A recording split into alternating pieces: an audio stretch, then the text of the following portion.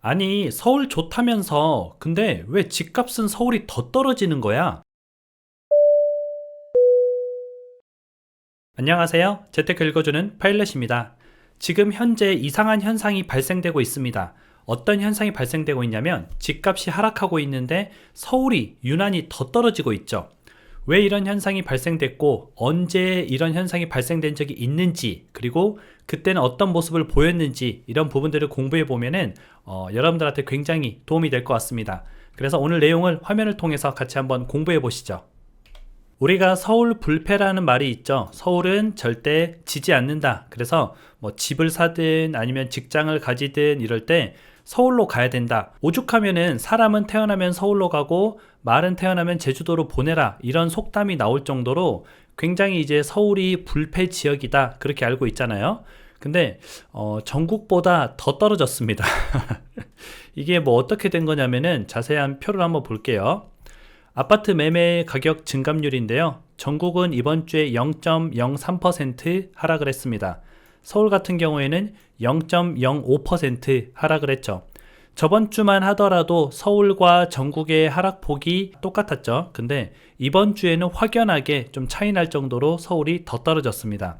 특히 보게 되면은 강북 지역 같은 경우가 0.06%로 하락률이 조금 높았죠. 그렇다고 해서 강남도 낮은 것도 아닙니다. 강남 같은 경우도 0.04% 하락, 전국의 하락률보다 더 높았어요. 그래서 두 개의 합의 평균이 0.05% 하락인 거고요.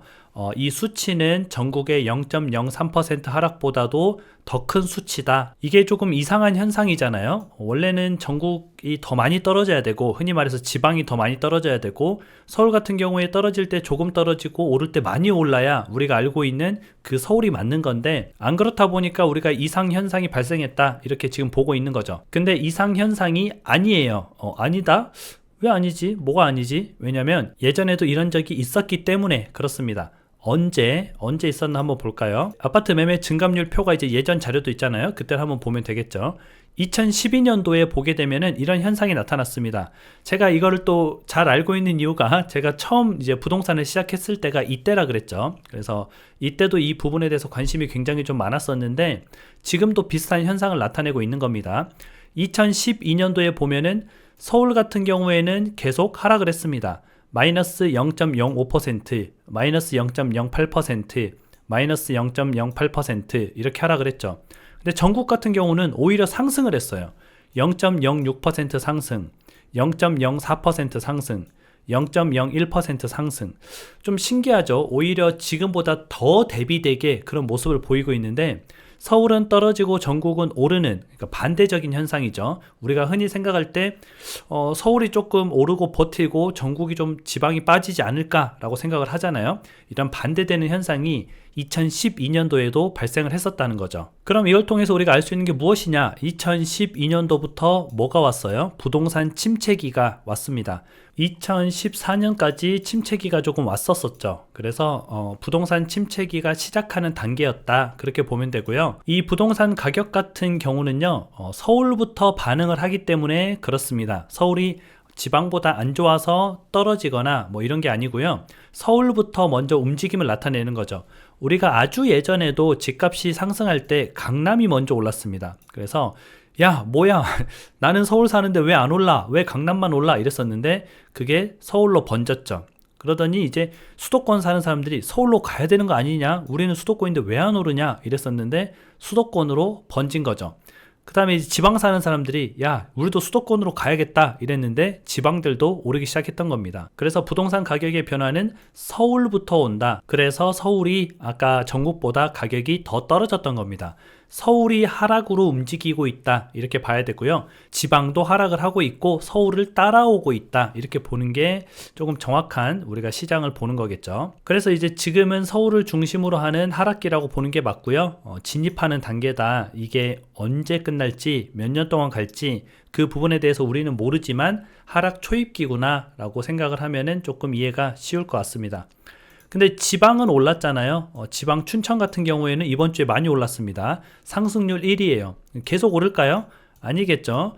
서울도 떨어지고 전국도 떨어지고 있으니까 춘천 같은 경우도 언젠가는 기세가 꺾이겠죠. 그 기세 꺾이는 시점을 우리가 몰라서 그렇지 지금 이런 곳에 우리가 투자로 들어간다? 굉장히 위험할 수 있습니다. 근데 우리가 이제 중요한 포인트가 하나 있습니다.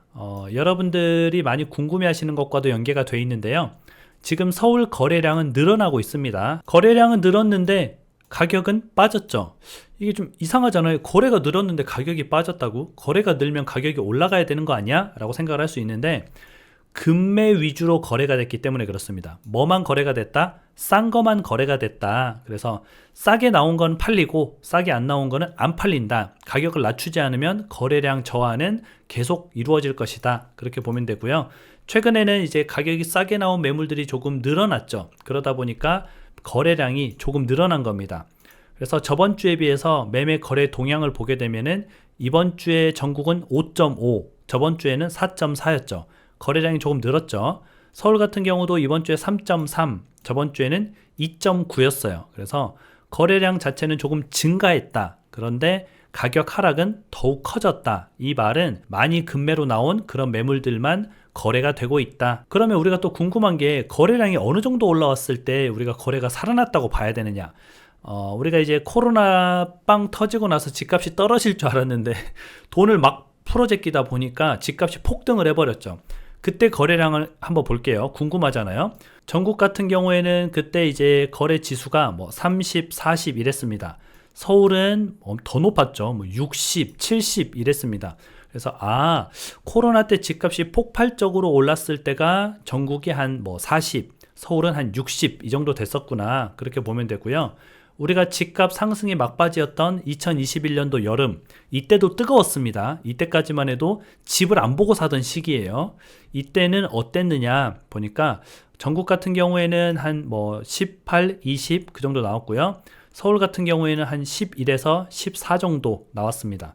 그래서 거래량이 10만 넘어가도 이게 우리가 좀 어떻게 보면은 신호로 받아들일 수가 있는 거죠. 거래량 수치가 10이 넘어가면은 분명히 거래량이 살아난 겁니다.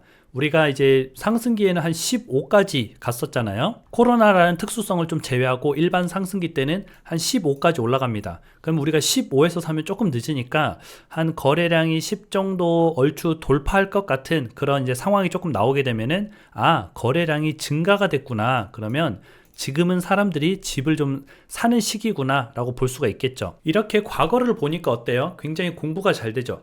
과거에도 이런 현상이 발생됐었고 그 이유가 서울이 이제 집값 부동산의 전환점이기 때문에 그래요. 서울의 집값이 가장 먼저 반응을 하기 때문에 집값이 상승할 때든 떨어질 때든 먼저 움직이구나. 지금은 떨어지는 방향으로 먼저 움직이고 있으니까 전체적으로 하락으로 진입하는 초입 단계구나 라고 보면 되고요. 거래량이 조금 살아나긴 했지만 우리가 생각했을 때 상승기 때 거래량이 뭐 한 10에서 15 정도 나왔으니까 그 정도 거래량이 나올 때까지 조금은 기다리면 되고 거래량이 그 정도 증가하게 된다면은 우리도 주택 매수에 좀 관심을 가져야 된다는 거죠. 결국은 거래량이 증가하게 되면은 가격은 올라가게 될 겁니다. 그 올라간다는 게 뭐 코로나 때처럼 뭐 3억, 5억 이렇게 올라간다는 게 아니라 물가 상승률만큼 올라가는 거예요. 뭐 3%, 5% 이렇게 물가 상승률, 자재 상승률, 인건비 상승률 이만큼 올라가는 겁니다. 땅값도 올라가잖아요. 그렇게 우리가 물가 상승률 대비 우리의 자산이 차근차근 올라갈 수 있게 투자를 해나가는 게 여러분들이 해나가야 되는 건전한 투자고요. 그걸 통해서 자산을 취득하고 자산의 가격의 상승을 통해서 여러분들이 부를 조금씩 이뤄 나갈 수 있을 겁니다. 과거를 공부해야 됩니다. 그래서 과거를 우리가 꾸준히 앞으로도 공부를 해봐야 되고요. 늘 말씀드리는 거지만 여러분들 바쁘잖아요. 근데 언제 뭐 10년 전 자료 그런 거 보고 있어요. 바쁘니까 시간이 없으니까 제가 필요할 때 이렇게 필요한 부분만 쏙 빼가지고 같이 공부를 해보도록 하겠습니다. 앞으로도 여러분들하고 같이 재밌게 공부를 해나가 보도록 하겠습니다. 오늘도 주말인데요. 행복한 주말 보내시기 바랍니다. 다음에 다시 만나요.